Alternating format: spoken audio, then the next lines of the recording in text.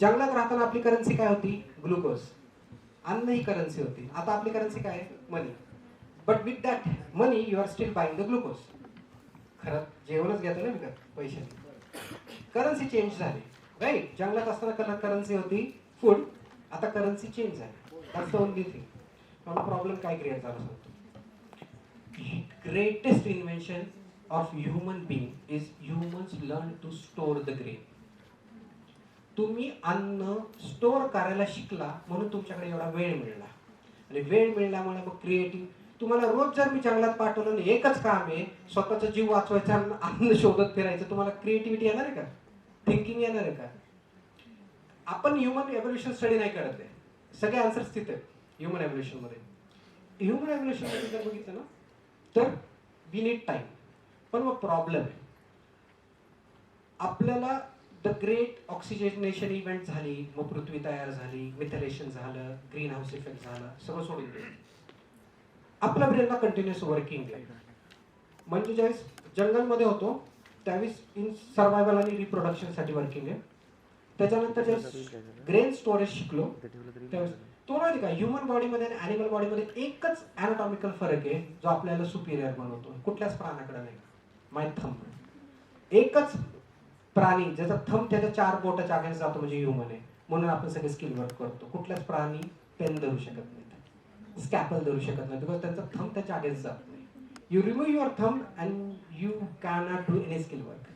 हे गिफ्ट, एव्होल्युशनचं गिफ्ट आहे. आणि human innovation was to store the grains. पण तुम्ही जर बघितलं ना, तुम्ही जर मोकळे बसला तर काय होईल तुमचं? काय होईल मॅम? मी तुम्हाला काही नाही, मोकळं ठेवलं, डोक्याला काम नाही.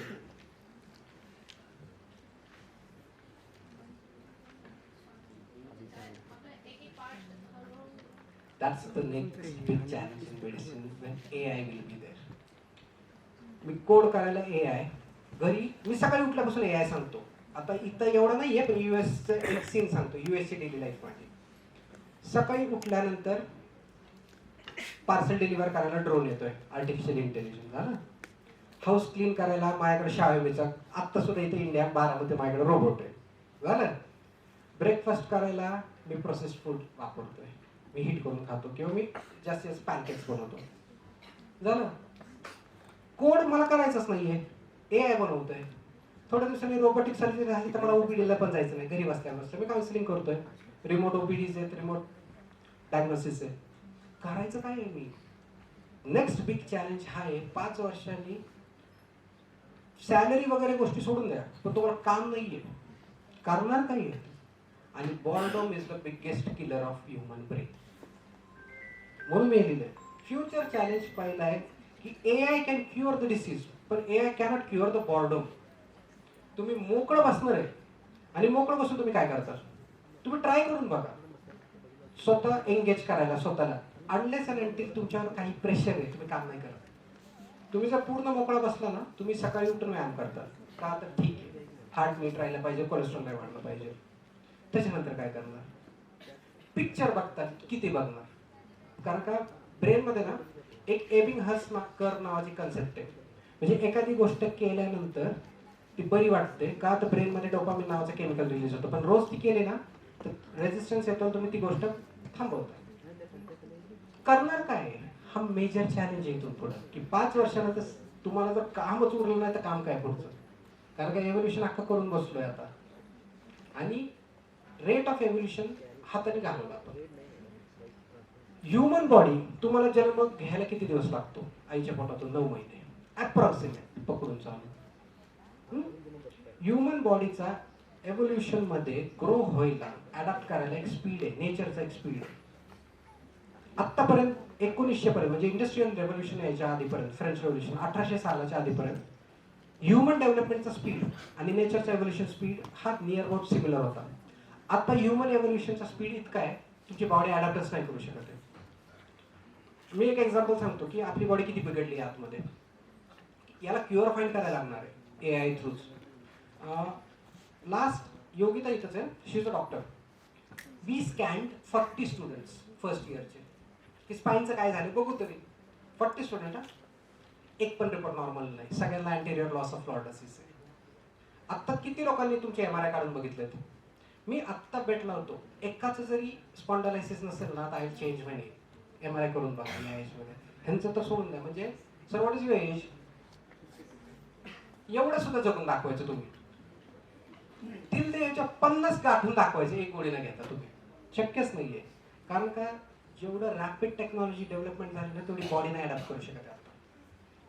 Everything online, body can't adapt. Body is not design to sit on a chair for more than 3 hours a day. Evolutionary म्हणजे तुम्हाला एक थोडं चुकीचा अर्थ घेऊ नका. तुम्ही डेफिकेशन करता म्हणजे सकाळी उठल्यावर खूप पास करता. Commode is not the position we should be sitting on. It's a squat. 2 पायावर कधी बसलाय? स्क्वॉट केले लोकांनी तुम्ही? स्क्वॉटिंग करता? दुखतो ना पाय? दुखतो का? किती लोकांचा 2 पायावर बसल्यावर पाय दुखतो स्क्वॉट केल्यावर जिम मध्ये? 10 स्क्वॉट केले तरी दुखणार आहे. तुम्हाला माहिती स्क्वॉट काय आहे? बॉडीची रिलॅक्सेशन पोझिशन आहे. गावाकडे शेतात जाऊन बघायचं, जे शेतात काम करणारे लोक असतात ना, पाय दुखायला लागले 2 पायावर बसतात. ते नॅचरल एव्होल्युशन आहे. आणि तुम्हाला 2 पायावर जमतच नाहीये आता बसायला, बसूच शकत नाही. That's the problem and now we need to find, use AI to find this problem. आता सेकंड मी एक प्रॉब्लेम लावतो. आता इथं कुठं रेव्हेन्यू डिपार्टमेंट मधलं कोण आहे का? Judiciary, revenue, anybody from this? Okay. इंडियामध्ये ना आता लास्ट टाइम जिनेवामध्ये आता त्यांनी कोर्टमध्ये AI जज आणलाय. ऐकलंय? किती लोकांनी ऐकलंय की AI आर्टिफिशियल इंटेलिजन्स जज आणलाय? हात वरती करा कोणी ऐकलं असेल तर. एक. आता इथून खरे प्रॉब्लेम सुरू होणार आहेत लाईफमध्ये. Next slide. हा मी केस सांगतो काय झाली. क्रिस बेनवा नाव आहे. WWE तो कोण बघतं का? आता तुमच्या वेळेस नवीन प्लेयर असतील. रॉक माहिती आहे? अंडरटेकर, रॉक, केन, ट्रिपल एच, रँडी ऑर्टन. त्यांच्या काळात ना अजून एक WWE प्लेयर होता, क्रिस बेनवा. माहिती आहे कोणाला? नसेल. म्हणजे तो माझ्या टाइमला होता, म्हणजे when I was in 2005 school. तर त्याची एक डबल मर्डर केस झाली. बिचारा तो पण मेला. केस काय होतो मी सांगतो. तो WWE प्लेयर होता, रेसलिंग करायचा. म्हणजे आर्टिफिशियल इंटेलिजन्स कुठं लागणार आहे आणि कुठं प्रॉब्लेम क्रिएट करणार आहे. तर त्यांनी चुकून त्याच्या डबल मर्डर केला. बायकोचा आणि मुलीचा मर्डर केला. आता मर्डर केला त्यांनी केला, हाताने केला, राईट? मर्डर केल्यानंतर त्याची ट्रायल सुरू झाली. आता ट्रायल सुरू होताना तोही मेला, कारण त्याला ब्रेन. आता काय केलं? बायोप्सी केली. बायोप्सी केला, त्यांना काय सापडलं? Chronic traumatic encephalopathy. म्हणजे तो मेला, ज्याने मर्डर केला तो रेसलर मेला. मेल्यानंतर आता बायोप्सी करणं कामच आहे ना, ऑटोप्सी करणं. ऑटोप्सी केल्यानंतर बघितलं तर ब्रेनमध्ये ना has a repeated injury in the brain. Wrestler होता तो, 10 वेळा डोक्यावर आपटायचा. त्यामुळे त्याला ना क्रोनिक ट्रॉमॅटिक सिम्पटम झाला. तुम्हाला मी एक गोष्ट सांगतो, ॲज अ ब्रेन सायंटिस्ट सांगतो, तुम्ही जे बसलाय ना ते तुमचं फक्त 20% ब्रेन आहे. 80% ब्रेन तुम्हाला ऍक्सेसिबल नाहीये. आणि ते ऍक्सेसिबल नाहीये म्हणून तुम्ही नीट काम करताय. ब्रेन तुम्हाला कॉन्शियस ठेवतच नाही. कॉन्शियस ब्रेन फक्त 20% असतं. ते काय मी सांगतो तुम्हाला, गंमत सांगतो. तुम्ही पासवर्ड एक फिक्स, प्रत्येकाचं ना एक मसल मेमरी असते पासवर्ड टाईप करायची. तुम्ही लॉग इन करताना पासवर्ड टाईप करता, विचार पण करत नाही भरपूर वेळा पासवर्ड टाईप करताना, बघा तुम्ही. आणि चुकून तुम्हाला विचार करून टाईप करायला लावला ना पासवर्ड चुकणार आहे. किती लोकांनी अनुभव केलाय हा की नाही? त्याला म्हणतात फॉर्म. क्रिकेटमध्ये पण म्हणतो ना बॅटिंगचा फॉर्म, तसं ब्रेन लाईक फॉर्म असतो. ब्रेन ज्यावेळी सबकॉन्शियसली काम करतो ना चुकत नाही. कॉन्शियसनेस ऍड केला ना ब्रेन चुकणार आहे तुमचा. दिस इज कॉल्ड एज न्यूरोसायन्स. तुम्ही बघा, रोजचं काम करताना ते न विचार करता करायचं जमणार. रोजचं वेल ट्रेंड काम करताना डोकं लावायला जायचं त्याला, कॉन्शियसनेस, मग काय ती गडबडणार. दिस इज हाऊ ब्रेन वर्क्स. कारण brain is subconscious, it's a neuroscience. तुमचं जे ब्रेन आहे ना तुमच्या हार्मोनवर काम करतं, म्हणून मूड स्विंग आणि या सगळ्या गोष्टी आहेत. विमेन तर facing every day. Mens are not. Mens hormone are quite stable. पण मेनमध्ये प्रॉब्लेम काय आहे? विमेनमध्ये एस्ट्रोजन आहे, दे आर बॉन्डिंग टुगेदर. आणि मेनमध्ये टेस्टोस्टेरॉन आहे. उलटा बोललं की काठफडीतच लागेल. तर brain, that is why evolutionary bodies तशी बनली आहे. We are made for testosterone. ज्या लोकांमध्ये टेस्टोस्टेरॉन जास्त असतं ना ते भयानक चिडके असतात. कारण टेस्टोस्टेरॉन हार्मोन्स आहे मेल डॉमिनन्सचा, आणि टेस्टोस्टेरॉन ट्रिगर करतो फाईट अँड फाईट रिस्पॉन्स. ते सगळं सबकॉन्शियसली चालू आहे बरं का. आता या बिचाराला ह्याने ज्यांनी मर्डर केला ना, WWE रेसलिंग करून करून त्याला एन्सेफॅलोपॅथी झाली. एन्सेफॅलोपॅथी झाल्यामुळे ना त्याचा माइंड कंट्रोल नव्हता. तुम्ही आता नंतर ती केस गुगल करा. आता म्हणजे त्यांनी मर्डर स्वतःहून केला नव्हता, सबकॉन्शियसली त्याच्या ब्रेनने त्याकडून करून घेतला आउट ऑफ हार्मोनल प्रॉब्लेम्स. आता प्रॉब्लेम काय झाला, आज जर मी ज्युडिशियरी सिस्टम बघितली, इंटेंट आणि ऍक्ट दोन गोष्टी असतात एखाद्या क्राईम मध्ये. ऍक्ट ऑफ क्राईम आणि intent of crime. Next slide, इथं स्लाइड बदलता का. There are two things when you do a crime. Act of crime आणि intent of crime. Okay, it is called as mens rea and actus rea. याच्यावर अख्खी judiciary system बनली world मध्ये. म्हणजे तुम्ही एखाद्याला गोळी घातली, हे ऍक्ट ऑफ क्राईम आहे, पण सेल्फ डिफेन्स साठी घातली म्हणजे इंटेंट ऑफ क्राईम आहे. म्हणजे तुम्हाला जेल होणार आहे का? नाही. Self defence, you proved it. तुम्ही 100 मर्डर केलेत पण बॉर्डरवर स्वतःच्या कंट्रीसाठी केलेत, you will be given an award. म्हणजे इथं ऍक्ट ऑफ क्राईमला आहे का इंटेंट ऑफ क्राईम आहे? आता इंटेंट ऑफ क्राईमला ना इमोशन लागतं समजून घ्यायला. इंटेंट कधी समजू शकतो? इमोशनला. तुमचा AI ना ऍक्ट ऑफ क्राईम समजू शकतो, इमोशन ऑफ क्राईम कसं समजतं? अलग लक्षात. Challenges of AI. नुसतं आपण म्हणतोय AI डिझाईन करायला, there are next level of challenges in AI. कारण का AIचा जज मी बसवला, मी अल्गोरिदम डिझाईन केला, मी जनरेटिव्ह अल्गोरिदम आता डिझाईन केलाय आणि उद्या एजंटिक अल्गोरिदम डिझाईन करतो. कारण का आता we are on to generative AI, नंतर आपण जाणार एजंटिक AI, म्हणजे AI will be taking decisions. आणि मग पुढची step AGI, artificial general intelligence. Sam अल्टमनचा रिसेंट कुणी इंटरव्ह्यू बघितलाय मागच्या आठवड्यात? सॅम अल्टमन तरी माहिती आहे ना कोण आहे? ChatGPTचा ओनर, म्हणजे AIचाच ओनर आहे असं कन्सिडर करा. सॅम अल्टमन इज, आता तुम्ही कुठपर्यंत तुम्हाला माहिती आहे, GPUs, एनव्हिडियाचे ग्राफिक्स कार्ड. आता GPU जातील 1 वर्षात, 1 वर्ष 1-1.5 वर्ष. आता काय येणार आहेत? NTUs, neural trans processing units, म्हणजे GPU with artificial intelligence decision making on board. कारण का तेवढा हार्डवेअर पुरत नाही आता आपल्याला, म्हणून NTUs येतील आता. पण NTUला कसं समजून इमोशन्स? मी तुम्हाला ह्या 2 केसेस का सांगितल्या, कारण this will be real problems आता इथून पुढे. एक प्रॉब्लेम काय झालाय, मेन प्रॉब्लेम AI मध्ये, what we are seeing as scientist, biological scientist. उद्या AI डेव्हलप कोण करतंय? डॉक्टर्स करतात का इंजिनियर्स करतात? कोण करतंय? 99% सगळ्या फील्ड मधले they are computer people, computer literate people. मी इंजिनियर्स म्हणत नाही, computer literate people are developing artificial intelligence algorithms. Domain expert आहेत, डॉमेन नॉलेज आहे, बिझनेस डेव्हलपमेंट अनालिस्ट. लेट ती काय करतात? डॉक्टर्सला विचारायचं प्रॉब्लेम काय आहे, सोल्युशन काय आहे, आणि डिझाईन द अल्गोरिथम. आतापर्यंत हेच चाललंय. मेन प्रॉब्लेमच लक्षात घेतलेला नाहीये. कारण का, टेल मी, इथं किती लोक AI वर काम करणार आहेत? Raise your hand. किंवा करतात ते? 1. अजून कोण काम करते AI वर? You are working on AI. AI वर काम करायच्या आधी इंटेलिजन्स समजून घेतला का? ह्युमन इंटेलिजन्स आणि ब्रेनची अॅनाटॉमी.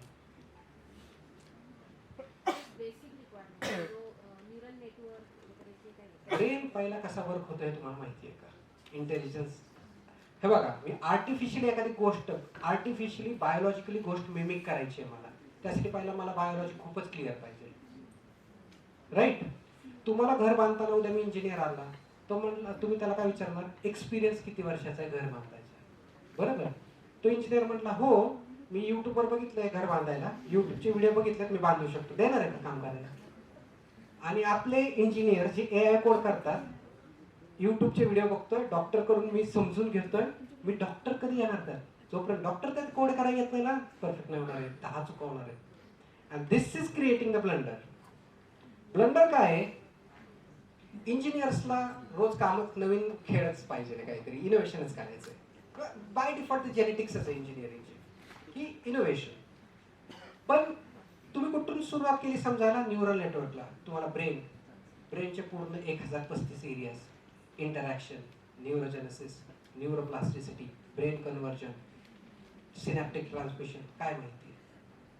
ह्या सगळ्यांनी तयार होतो एक इंटेलिजन्स, आणि तो डायरेक्टली तुम्ही न समजून घेता डायरेक्टली मिमिक करायचा चालला using a code. You will do it, I am not saying you can do it, पण at a limit. After that you stop. आणि तो ब्रेनच समजला नाही. आता चॅलेंज काय आहे की you should first understand a brain. म्हणजे मला उद्या शेती करायची ना, मला ऊस लावायचा आहे, तर मी साखर खाऊन ऊस नाही लावू शकत. मी शेतात गेलो पाहिजे, शेतकऱ्यावर काम केलं पाहिजे. तुम्ही डॉक्टरकडे न्यूरो सायंटिस्टकडे गेलं पाहिजे, न्यूरो सायंटिस्टकडून समजून घेतलं पाहिजे. तुम्ही किती न्यूरो सायंटिस्टला भेटला मॅम? टेल मी, इथं जेवढे आर्टिफिशियल इंटेलिजन्सवर काम करतात, किती लोक न्यूरो सायंटिस्टला भेटून समजून घेत नाही की पहिला ब्रेन कसा काम करतो, मग आपण इंटेलिजन्स डिझाईन करू. तुम्ही गुगलवरचा इंटेलिजन्स, ChatGPT वरचा कोड, समोर दिसलेला प्रॉब्लेम आणि इंजिनिअरिंगचं नॉलेज एकत्र करून इंटेलिजन्स डिझाईन करायला चाललोय आपण सगळे. आणि तुम्हाला कम्पीट करायचे 13.5 लाख वर्षाच्या ह्युमन इंटेलिजन्सला. शक्य आहे, पण मॅन्युअल वर्क करायला. Human real intelligence. आता प्रॉब्लेम कुठं होतो मी सांगतो. Can you get to the next slide please. आता मेन चॅलेंज सांगतो. आपलं सगळं रिव्हर्स आहे, ह्युमन बायोलॉजी आणि आर्टिफिशियल इंटेलिजन्स. मी 10⁶ म्हणजे 10⁶ पॉवरचा जर डिजिट दिला कम्प्युटरला आणि कॅल्क्युलेट करायला लावलं, तर बिलियन ऑफ अ सेकंडमध्ये कॅल्क्युलेट करून दिला आता नवीन प्रोसेसर, राईट. ह्युमनला ते शक्य नाही आहे. पण लहान मुलाला तुम्हाला चालवायला शिकायलाच लागत नाही. तुम्ही शिकवता का लहान मुलाला चालायला? नाही शिकवलं तरी चालतोच ना. पण तेच जर एखाद्या रोबोटला चालवायला शिकायला गेले 5 वर्ष, सिम्ट्रॉनिक्स काम करतंय, walking without obstacle. Completely inverse आहे. रोबोटिक इंजिनिअरिंग मध्ये इंटेलिजन्स देणं सोपं आहे, पण बायो मेकॅनिक्स किंवा बायोकायनेटिक्स बॉडीचे मिमिक करणं सगळ्यात अवघड आहे. तुम्ही ऑब्स्टकल अवॉइडन्स गेले 20 वर्ष झालं मी अल्गोरिदम ग्राफिक्स प्रोसेसिंग मध्ये बघतोय, अजून पण काम करत नाहीये. अजून पण टेस्टला धडकतीये. सगळ्यात भारीतली भारी कार अजून धडकतीये ऑब्स्टकलला, पण ह्युमन धडकणार नाही. तुम्ही झोपेत सुद्धा ज्यावेळेस वॉशरूमला जायचं असतं ना, ते normal physiology, once in a 12 hours you need to go to washroom. तुम्ही झोपेत पण धडकत नाही, न बघता अंधारात सुद्धा चालू शकता. That's a different game. मग हे का समजत नाही आपण कोड करायच्या की how this brain is working, how this network is design. आता मेन प्रॉब्लेम कुठं झाला सांगतो. अख्ख्या AI मध्ये डेटाबेसवर येऊन. आता आय गेस बोर होतंय का तुम्हाला? बोर होत असं तर स्टॉप. मलाही एंटरटेनमेंट करायला आवडत नाही. आपलं इंटेलिजन्स आणि ह्युमन इंटेलिजन्स मध्ये फरक काय? मेंदू सगळ्यात कधी जास्त मोठा, सगळ्यात जास्त नॉलेज कधी मिळतं मेंदूला कुठल्या एज मध्ये? काय वाटतं? 6 years, 12 years. नॉलेज सगळ्यात जास्त कधी असेल एखाद्या ब्रेन मध्ये?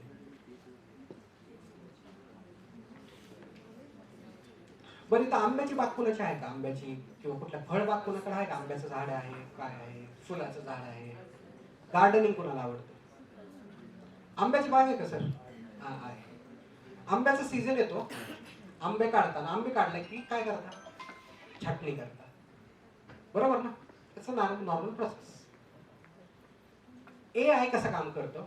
First I will give a data set आणि I will design a algorithm. मी लेमन्स लँग्वेज मध्ये सांगतो, सगळ्यांनाच कळतं.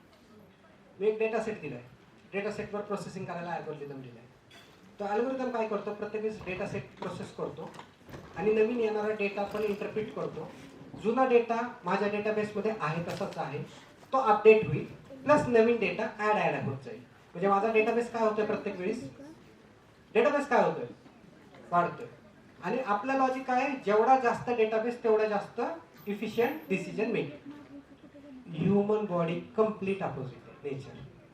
तुम्ही जन्मताना ज्यावेळी जन्मता त्यावेळी सगळ्यात जास्त न्यूरॉन्स असतात ब्रेनमध्ये. जसे जसे तुम्ही गोष्टी शिकत जाता तसं ब्रेन ना लागणारे कनेक्शन्स ठेवतो आणि बाकीचे न्यूरॉन्स कमी करतो. कारण ब्रेनला एकच गोष्टी माहिती, use it or lose it. 1 वर्षाच्या मुलाच्या ब्रेनमध्ये मॅक्झिमम डेन्सिटी असते ब्रेनची ज्यावेळेस तुम्ही 1 वर्षाचा असता. जसं गोष्टी शिकत जाता तसं ब्रेन कनेक्शन फॉर्म करतो, तेवढे कनेक्शन ठेवतो आणि बाकीचे कनेक्शन काढून टाकतो, लागत नाही. कारण का? ते एनर्जी एफिशियंट डिव्हाइस आहे. आपलं कम्प्युटर काय आहे? डेटा वाढवत जायचा, वॅटेज खात जायचं. म्हणून आता आपल्याकडे डेटा सर्व्हरचा प्रॉब्लेम, डेटा म्हणजे सर्व्हरचे प्रॉब्लेम्स क्रिएट होतात. एनर्जीच पुरत नाहीये. ब्रेन उलटं काम करतं, जेवढं लागतं ना तेवढं ठेवणार, जेवढं शिकतो ना तेवढं अपडेट करणार आणि जुनं काढून टाकणार. म्हणून काय काय जुन्या गोष्टी विसरतो, नवीन गोष्टी लक्षात राहतात. It is called as burning of neurons. न्यूरोसायन्समध्ये कन्सेप्ट आहे. म्हणून आपण एकदा झाड फळं लागलं, छाटतो, छाटल्यानंतर परत नवीन फांद्या फुटतो. That's a biology. Brain, plants, we all work on the concept of burning. Use it or lose it. लागणारं ठेवायचं, न लागणारं काढून टाकायचं. आणि आर्टिफिशियल इंटेलिजन्स कम्प्लिटली उलट आहे. डेटा नुसता वाढवत जायचा. आज 10 जीबीचा डेटा आहे. जेवढं इनपुट सेव्ह करतो, यामुळे लेस इफिशियंट सिस्टम बनतात. ChatGPTच्या एक क्वेरीला आन्सर द्यायला किती पाणी लागतंय डेटा सर्व्हर पूल करायला? वाचलंय का कधी? किती लागतंय? हाय टाईप करून हॅलो म्हणायला त्याला 16 लिटर पाणी लागतंय एका माणसाच्या हॅलोला, डेटा सर्व्हर पूल करायला. मिशिगन स्टेट युनिव्हर्सिटीचा रिपोर्ट वाचा, अख्खच्या तळ ड्राय झालं त्या ChatGPTच्या सर्व्हरमुळे. तुम्ही आता वाचत नाही म्हणून मे बी तुम्ही कळत नाही. ग्लोबल न्यूज वाचायच्या, कळतं काय घोळ चाललाय. कारण का माहिती का, इंटेलिजन्स डेव्हलप करताना आपण इंटेलिजंटली अप्लाय केला, पण इंटेलिजन्स न्यूरोसायंटिस्ट कडून किंवा न्यूरोसर्जन कडून समजूनच घेतलं ना ब्रेन कसं काम करतोय. ब्रेन लागल तेवढं ठेवतोय, अपडेट करतोय, जुना डेटा काढतोय आणि आपण डेटावर डेटा कंपाईल करत चालतोय. सेकंड प्रॉब्लेम मी सांगतो. इथं किती लोक आहेत जे वयाच्या 30 नंतर गाडी चालवायला शिकले? 4 व्हीलर किंवा रिसेंटली काय नवीन हॉबी शिकले? किती लोक आहेत? Yes ma'am. काय शिकला रिसेंटली नवीन? To drive car. At the age of 35 she learn how to drive a car. जी 10 वर्षाची तुमची बॉडी होती, 10 वर्ष तीच बॉडी नवीन काय हात बीत ऍड केले का गाडी चालवायला? नाही. त्याच बायोलॉजीवर लाईफ टाईम नवीन नवीन गोष्टी शिकताय. पण तुमचा एक अल्गोरिदम वाढला ना, तुम्हाला मेमरीज वाढवायला लागते. कळतंय ह्युमन बॉडी आर्टिफिशियल इंटेलिजन्स किती अपोजिट डिरेक्शन मध्ये चाललंय. म्हणजे आज जर मला एखादा नवीन गोष्ट शिकायची तर मी एक सिंपल शेजारी एक्झाम्पल देतो. कम्प्युटरचं फूड काय? इलेक्ट्रिसिटी. माझं फूड काय? ग्लुकोज या प्रोटीन. बरोबर. मला नवीन गोष्ट शिकायला त्याच ग्लुकोज खाऊन मी नवीन गोष्ट शिकतोय. माझ्या बॉडीमध्ये नवीन हार्डवेअर तयार होतंय का? होतं. पण त्या सेम फूडवर होतं. म्हणजे काय होतं, ब्रेन कसा काम करतो? न्यूरोप्लास्टिसिटी नावाची एक कन्सेप्ट आहे. न्यूरोप्लास्टिसिटी म्हणजे काय? तुम्ही ज्यावेळेस नवीन गोष्ट शिकता ते ब्रेन लक्षात ठेवतं आणि नवीन कनेक्शन्स फॉर्म करतं. जसं न्यूरल कनेक्शन्स नवीन फॉर्म होतात माइंडिंगमध्ये, तसं ब्रेनमध्ये तुम्ही शिकताना नवीन कनेक्शन्स फॉर्म होतात. मग नवीन कनेक्शन फॉर्म होताना नवीन मेमरीसाठी ब्रेन स्वतःचे सेल स्वतःच प्रोड्यूस करतो. का तुम्ही हाताने टाकता त्यात? जसं नवीन रॅम स्लॉटमध्ये टाकता तसं ब्रेनमध्ये काय टाकता का? त्याच ग्लुकोजवर नवीन सेल. पण शक्य आहे का त्याच इलेक्ट्रिसिटीवर नवीन रॅम तयार करणं कम्प्युटरला? पूर्ण अपोजिट आहे आर्टिफिशियल इंटेलिजन्स डेव्हलपमेंट आणि ह्युमन बॉडी बायोलॉजी. आणि हे कोण समजूनच घेत नाही डेव्हलप करताना. खूप प्रॉब्लेम आहे. ह्युमन ब्रेन किती वॅटवर चालतो माहिती का? 20 वॅटवर अप्रॉक्सिमेट आहे. माझं करेक्ट आन्सर नाहीये, पर्सन टू पर्सन बदलतं. मिलियन्स ऑफ इन्स्ट्रक्शन नाहीये, billions of instruction per minute आहे आपलं. आपण इन्स्ट्रक्शन पर मिनिटच कॅल्क्युलेट करतो ना आर्किटेक्चर प्रोसेसरचं. We are billions of instructions per minute, but we need only 20 watts. तुम्ही बिलियन्स ऑफ इन्स्ट्रक्शन क्वांटम कॉम्प्युटरवर किती वॅट लागले? मोस्ट एनर्जी इफिशियंट सिस्टम आहे. आपला प्रॉब्लेम काय झाला? बॉडी डेव्हलप होताना बॉडीला एकच माहिती होतं, सर्वायवल. म्हणजे त्यांनी पहिला फोकस केला एनर्जीवर आणि मग फोकस केला डेव्हलपमेंट, म्हणून लाखो वर्ष लागले. आपलं इंटेलिजन्स मध्ये उलट झालं. We focus on performance. त्यावेळेस विचारच केला नाही एनर्जी कन्झम्पशन किती आहे. आणि आता ज्यावेळेस परफॉर्मन्स अपस्केल केलाय, मॅक्झिमम स्टेबल झालाय, त्यावेळेस कळतंय आता ते पुरतच नाही. आता कसं करायचं एनर्जीला? That's the big next challenge. How to produce this much of energy. Data centre आपले मेजर चॅलेंज आहेत. ठीक आहे, आता नवीन टेक्नॉलॉजीज आहेत, नवीन चिपसेट, नवीन कंडक्टर्स त्यांनी डिझाईन केले, लायसी कंडक्टर्स वगैरे. पण still computer cannot make its own hardware on its own. Electricity वापरून कम्प्युटर हार्डवेअर बनवू शकतो का? जसं आपण मी ग्लुकोज वापरून मी ब्रेन सेल बनवतो. जोपर्यंत हे समजून घेत नाही ना how the brain is working, you can't understand how to develop AI in the most efficient way. कारण का एक वर्ड आहे सिम्बायोसिस. किती लोकांनी ऐकलाय वर्ड सिम्बायोसिस? युनिव्हर्सिटीचं नाव पण आहे, मे बी ऐकलं असेल symbiosis. What is the meaning of word symbiosis? In synchronisation with other. आपण जर नेचरला सिम्बायोटिक AI बनवला, म्हणजे नेचर हॅम्पर करत नाही किंवा त्याचं स्पीड किंवा त्याचं एव्होल्युशन हॅम्पर करत नाही, तर त्याला चालणार आहे. तुम्ही डिसबायोसिस मध्ये गेला तर अल्टिमेटली या पृथ्वीवर सगळ्यात फ्रजाईल, सगळ्यात नाजूक कुठली गोष्ट आहे तर तुमची बॉडी. एक कट आणि तुम्ही मरता. कम्प्युटरला 2दा आपटलं तरी लॅपटॉप चालतोय, तुमचा एक कट मरतोय. You will die. Most fragile thing. त्यामुळे main thing is we need to understand biology and biological concepts before designing the AI. Sure, thank you. Any question? Anybody wants to ask something? You know what I'm going to say? Sir. Thank you. Sir, I completely agree with you. But AI is an assistive technology. It cannot replace humans. आता So, ह्याचा answer देतो. हे कुठपर्यंत माहिती का? ज्यावेळेस आपण इंडियाचा विचार करतो, इंटेलचा द ब्रेन प्रोजेक्ट माहिती आहे काय? न्यूरालिंक कशासाठी बनवली इलॉन मस्कने? इंटेलचा ब्रेन प्रोजेक्ट किती लोकांना माहिती? स्वित्झर्लंड मध्ये चालू असलेला. कुणाला आयडिया आहे the brain project? Anybody has idea what is the brain project going on in Switzerland? Intel, in association with Geneva, they are HPLC आणि क्रिस्टलोग्राफी वापरून ब्रेनचं लेअर बाय लेअर ट्रान्सलेशन करतात. कशासाठी माहिती का? To be alive for ever. मग हे प्रॉब्लेम आहे. You should die, you should be alive for ever. पण एलन मस्क न्यूरालिंकचं काम, Neuralink you must be doing. करायचंय कशासाठी? Brain computer interface is not the first thing. Aim is to translate you into a computer. The last word किती लोकांनी वाचलंय? Stephen Hawking. Anybody has read the last word from the Stephen Hawking? एक book होतं. बरं, Stephen Hawking तरी माहिती आहेत ना? आजपर्यंत जनरली प्रेडिक्शन चुकलं नाही. द लास्ट वर्ड म्हणून एक बुक आहे स्टीफन हॉकिंगचं लास्ट. त्यात लास्ट चॅप्टर वाचायचं. ही predicted the human will be erase. मला नाही वाटत, पण because he said let's believe by 2050 or 2060 human race will be eradicated, and it wouldn't be eradicated, it will be converted into the boxes. And logically बघायला गेलं ना ते match होतंय. कारण का द ब्रेन प्रोजेक्ट इंटेलचा, न्यूरालिंक प्रोजेक्ट टेस्लाचा, हे जर बघितलं ना तर the aim is to translate our brain into a computer and be alive forever. That's the worst thing. कारण का the old should die and create a way for new. That's the evolution. Anybody?